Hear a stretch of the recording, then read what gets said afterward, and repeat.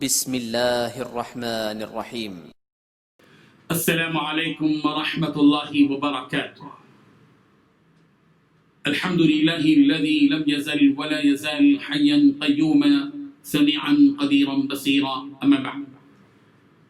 حاضرین و ناظرین، یہ درس نمبر 849 ہے، 849، اور آج سورہ یونس کی 2 آیتوں کی تلاوت اور تشریح کی جائے گی، آیت نمبر 22 اور 23، 22 اور 23۔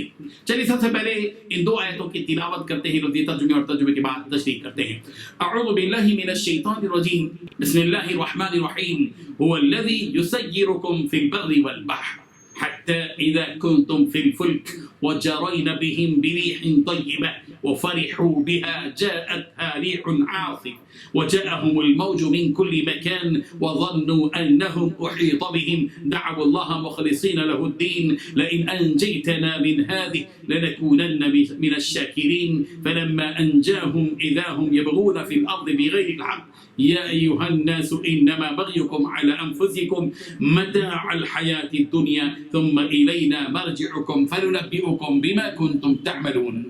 لفظی ترجمہ یوں ہے، هو الذی، وہی ہے اللہ جو یسیرکم، تمہیں چلاتا ہے، فی البر، خشکی میں، والبحر، اور سمندر میں، حتی، یہاں تک کہ اذا، جب، کنتم، تم ہوتے ہو، فی الفلک، کشتیوں میں، وجرنا، اور وہ چلتی ہے بھی انہیں لے کر، بریح طیبہ، پاکیزہ موافق ہوا کے ساتھ، وفرحوا، اور وہ خوش ہوتے ہیں بہا، اس ہوا کے ساتھ، جاءت، آتی ہیں ان کشتیوں پر، ریح عاصف، سخت ہوا، وجاءہم، اور آتی ہیں ان کے پاس، الموج، لہریں، من کل مکان، ہر طرف سے، وظنوا، اور وہ گمان کرتے ہیں، انہم، کہ بے شک وہ، احیطا، گھیر لیا گیا ہے، بہم، ان کو، دعوا اللہ، تو اس وقت وہ پکارتے ہیں اللہ، اللہ کو، مخلصین، خالص کرتے ہوئے، لہو، اسی کے لیے، دین، عبادت کو، لئن، کہ البتہ اگر انجیتنا، تو نے ہمیں نجات دے دی، من هذه، اس طوفان سے، لنکونن، تو یقیناً ہم ہو جائیں گے، من الشاکرین، شکر گزاروں میں سے، فلما، پھر جب، انجاہم، اللہ نے نجات دے دی ان کو، اذا ہم، تو فوراً وہ، یبغون، سرکشی کرنے لگتے ہیں، فی الارض، زمین میں، بغیر الحق، ناحق، یا ایھا الناس، اے لوگو، انما بغیکم، تمہاری سرکشی کا وبال، علی انفسکم، صرف تمہاری جانوں پر ہے، متاع الحیات الدنیا، دنیا کی زندگی کا تھوڑا سا فائدہ اٹھا لو، ثم، پھر، الینا، ہماری ہی طرف، مرجعکم، تمہارا لوٹنا ہے، فننبئکم، چنانچہ ہم تمہیں خبر دیں گے، بما، اس کے ساتھ جو کنتم تعملون، تم عمل کرتے تھے۔ ترجمہ یوں ہے، وہی تو ہے جو تمہیں جنگل اور دریا میں چلنے پھرنے اور سیر کرنے کی توفیق دیتا ہے، یہاں تک کہ جب تم کشتیوں میں سوار ہوتے ہو اور کشتیاں پاکیزہ ہوا کے نرم نرم جھونکوں سے سواروں کو لے کر چلنے لگتی ہیں اور وہ ان سے خوش ہوتے ہیں، تو ناگہاں زناٹے کی ہوا چل پڑتی ہے اور لہریں ہر طرف سے ان پر جوش مارتی ہوئی آنے لگتی ہیں، اور وہ خیال کرتے ہیں کہ اب تو لہروں میں گر گئے، تو اس وقت خالص اللہ ہی کی عبادت کر کے اس سے دعا مانگنے لگتے ہیں کہ اللہ، اگر تو ہمیں اس سے نجات بخشے تو ہم تیرے بہت ہی شکر گزار ہوں۔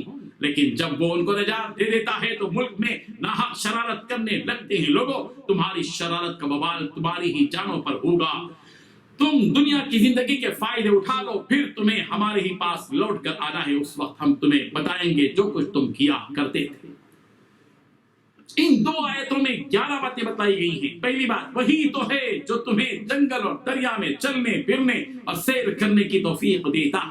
دوسری بات، یہاں تک کہ جب تم کشتیوں میں سوار ہوتے ہو اور کشتیاں پاکیزہ ہوا سے سواروں کو لے کر چلنے لگتی ہیں۔ تیسری بات، اور وہ ان سے خوش ہوتے ہیں۔ چوتھی بات، ناگہاں زناٹے کی ہوا چل پڑتی ہے اور لہریں ہر طرف سے ان پر جوش مارتی ہوئی آنے لگتی ہیں۔ پانچویں بات، اور وہ خیال کرتے ہیں کہ اب تو لہروں میں گر گئے۔ چھٹی بات، تو اس وقت خالص اللہ ہی کی عبادت کر کے اس سے دعا مانگنے لگتے ہیں۔ ساتویں بات ہے، اللہ، اگر تو ہمیں اس سے نجات بخشے تو ہم تیرے بہت ہی شکر گزار ہوں۔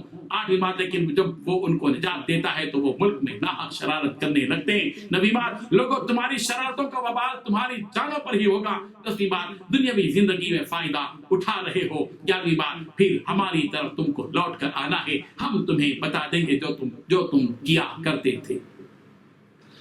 بزرگان محترم، جو مشرک اللہ تعالیٰ کے ساتھ شرارت، بغاوت اور سرکشی کرتے ہیں، ان مشرکین کو اللہ تعالیٰ کی قدرت و طاقت بتلائی جا رہی ہے اور رب ذوالجلال کی معرفت کا احساس دلایا جا رہا ہے کہ کون ہے اللہ۔ اللہ تعالیٰ وہی ہے جو تمہیں خشکی میں بھی چلاتا ہے اور سمندر میں بھی چلاتا ہے.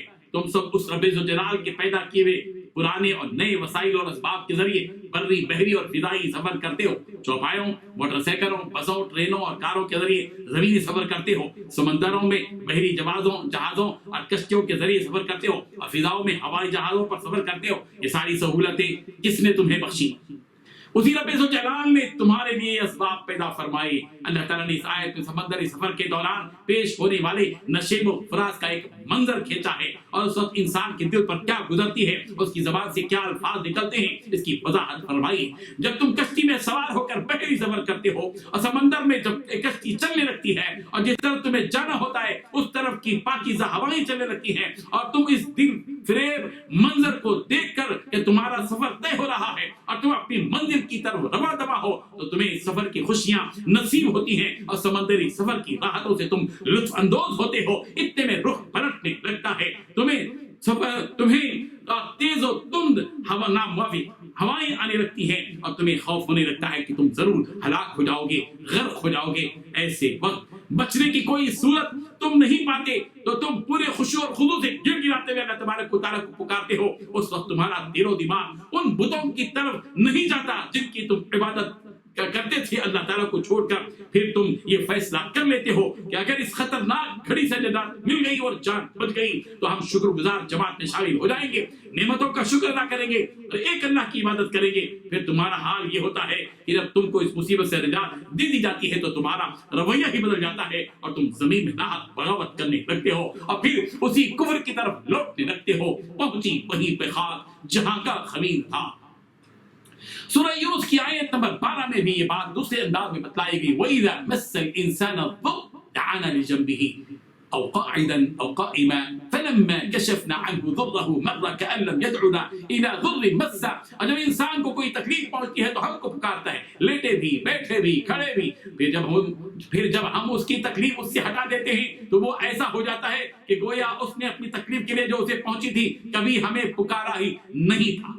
ان مشرکوں کی یہ حالت بیان کی جا رہی ہے کہ فلما انجاهم اذا هم يبغون في الارض بغير الحق. پھر جب اللہ انہیں نجات دیتا ہے تو اچانک وہ زمین میں ناحق بغاوت کرنے لگتے ہیں. اس کے بعد اللہ تبارک و تعالیٰ نے ان بغاوت اور سرکشی کرنے والے کافروں سے جنہوں نے عبرت حاصل نہیں کی اللہ تبارک و تعالیٰ کے ساتھ کیے ہوئے عہد کو توڑا خطاب کرتے ہوئے فرمایا گیا یا ایھا الناس انما بغیکم علی انفسکم.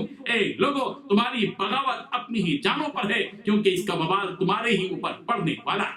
سورہ بنی اسرائیل کی آیت نمبر 66 میں بھی یہ بات کہی گئی وَإِذَا مَسَّكُمُ الضُّرُّ فِي الْبَحْرِ ضَلَّ مَن تَدْعُونَ إِلَّا إِيَّاهُ فَلَمَّا نَجَّاكُمْ إِلَى الْبَرِّ أَعْرَضْتُمْ وَكَانَ الْإِنسَانُ كَفُورًا. اور سمندروں میں مصیبت پہنچتے ہی جنہیں تم پکارتے ہو سب گم ہو جاتے ہیں، صرف وہی اللہ باقی رہ جاتا ہے. پھر جب وہ تمہیں خشکی کی طرف بچا لاتا ہے تو تم منہ پھیر لیتے ہو اور انسان بڑا ہی ناشکرا ہے. یہ چند روزہ زندگی ہے، یاد رکھو تم سب کو ہماری طرف لوٹ کر آنا ہے. وہ تمہیں بتائے گا جو کچھ کہ تم کیا کرتے تھے.